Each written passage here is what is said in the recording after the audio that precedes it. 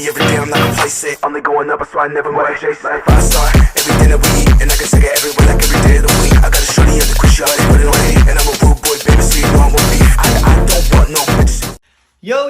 What's up sa inyo mga boss? Andito ako ngayon sa computer shop. So dito ako magte-testing muna ng ating bagong laruan, ang ating Sony ZV-E10, no? Ite-test natin siya para makita nyo rin kung ano ang kagandahan ng ating camera, no? Etong gamit ko ngayon is yung cellphone ko pa, yung iPhone 12 Pro Max. And then papakita ko sa inyo kapag gamit ko na yung ating mirrorless camera.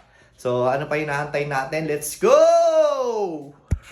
Ayun, so eto na po yung ating Sony ZV-E10. Gamit na po natin ngayon.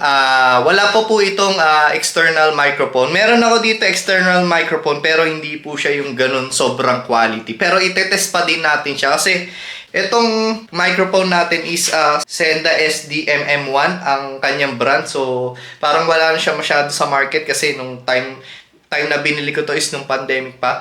So ang gamit natin dito is yung built-in microphone, no? Yung talagang nakakabit dito sa Sony ZV-E10. Kung mapapansin nyo, medyo madilim dito kasi sa part dito is wala masyadong ilaw. So dito lang sa part na to, ayan. Pero nakikita ko yung quality talaga nitong Sony ZV-E10 kaya parang solid na solid pa rin siya, no? Ite-testing natin siya sa labas din, no? At saka doon sa lugar na may aircon, yung medyo may ingay, no? Yung may ugong. Kasi doon natin makikita kung ano yung quality nung Sony ZV-E10 kapag medyo maingay yung background natin. So, ayun. So, testing na natin kapag nakakabit itong external microphone natin, no, mga boss. So, let's go! So, ayun mga boss, no, gamit na natin yung ating external microphone na Senda. Hindi po siya ganun ka-quality ha, yung mismong microphone natin. Pero, at least, malalaman natin yung pinagkaiba kapag ka-built-in microphone yung gamit natin or external microphone. Pero kapag nakabili ako ng external microphone na medyo quality, as in quality talaga na microphone, doon natin malalaman kung gaano kaganda rin siya, no? Usually naman pag magbo-vlog naman tayo is external mic talaga yung gamit natin or wireless microphone. Meron din kasi yung wireless na nakakabit lang dito sa may sa may damit natin. So ayan siya. Tapos magbibigay din tayo ng mga sample na picture. And tatry din natin mag-montage kung okay, no?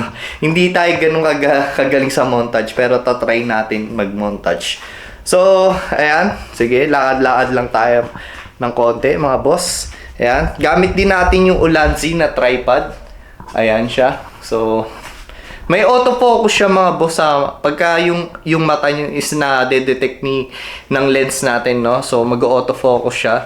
And kung gusto niyo medyo blurred, meron ditong option, no, na talagang medyo blurred yung likod natin. Try natin kung okay siya pag pinindot ko. Ayan, hindi ko sure kung nag-blurred nyo siya ng husto, no? Hindi ko pa makita dito mismo sa camera natin. Pero pagka once na nasa editing app na tayo, doon makikita ko talaga yung difference ng blurry yung background or hindi. So yun, hello, test mic lang tayo, mga boss, kung okay ba. So comment kayo kung ano pa yung gusto nyong gawin natin dito sa camera na matesting natin ng husto, no? Ayun, so magsasample na tayo ng pictures. So let's go!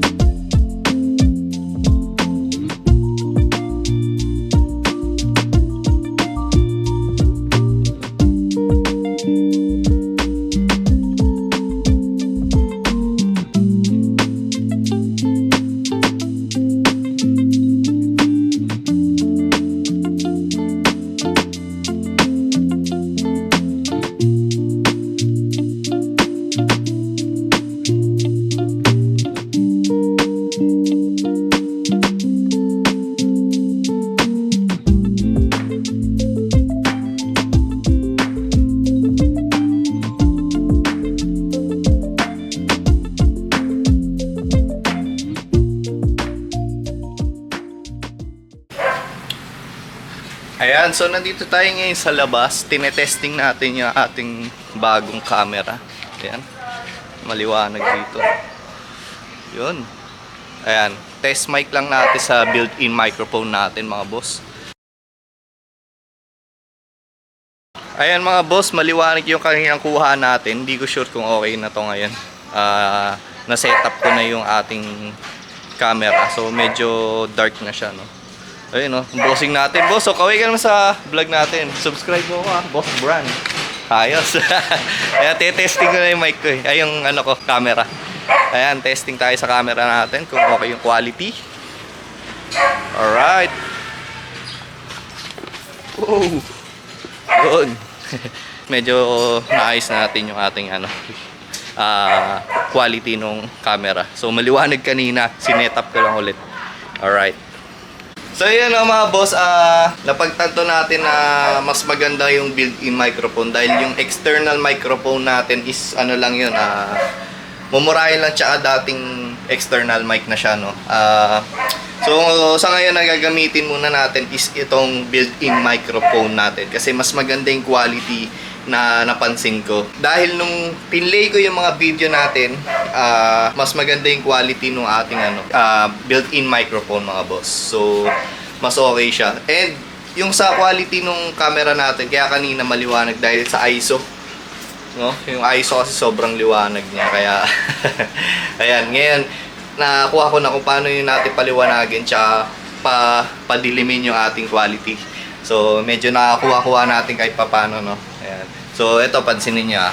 Ayan. So, pagka tinaasan ko yung ISO natin, didilim.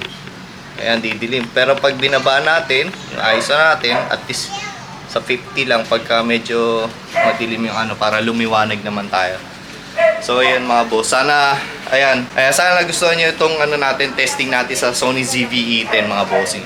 So, alright. So ayun mga boss, nandito na ako ngayon sa kwarto, no. Tatry naman natin mag-outro dito. So for the first time natin nagagamitin to Sony ZV-E10 na mag-outro tayo. So ayun, mga boss, hanggang dito na lang. Sana nagustuhan niyo tong testing natin sa Sony ZV-E10 and huwag niyo sanang kalimutan mag-like and share and subscribe to my YouTube channel, Boss Bran. Ayan, napakadali lang na aking pangalan. Hindi mahirap na tandaan, mga bossing, no? So, ayan. Asahan nyo, so, pag sinuportahan nyo ako, mas marami pa akong ilalabas na vlog. Sasabihin nila, sino ba to? Ba't ka namin susuportahan? Ayan. So, ayan, maraming salamat, no? This is me. Ayun, no? Saludo tayo sa bagong camera. Saludo sa inyo, mga boss. Ayan, hanggang sa muli. Alright, bye! Shake it, bigger than the money every day, I'm not complacent. Only going up, that's why I never wanna chase like 5 star. Everything that we eat, and I can take it everywhere like every day of the week. I got a shorty at the cruise yard, put it on 8, and I'm a rude boy, baby, so you know I'm gonna be